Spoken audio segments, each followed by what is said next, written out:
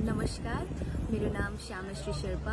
म सारा प्रोडक्शन्सको फाउन्डर अनि बाई प्रोफेसन एउटा एक्टर पनि हुँ।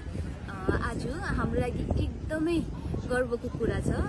सिक्किमको लागि मात्रै होइन, विश्वमा बस्नुभएको सबै नेपाली भाषीको लागि एकदमै ठुलो कुरा छ कि यो हाम्रो प्रेस्टिजियस कान्स फिल्म फेस्टिभलमा हाम्रो film Nepali Sikkimese film Tara the lost star मार्केटमा स्क्रिन हुन गइरहेको छ।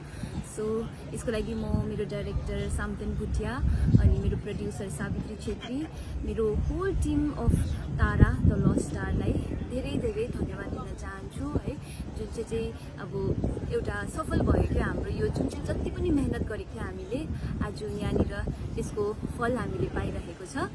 एन्ड अन्तमा म भारत सरकार एनएफटिसीलाई पनि धन्यवाद भन्न चाहन्छु। हाम्रो गभर्मेन्ट अफ सिक्किम, हाम्रो माननीय मुख्यमन्त्री सर पी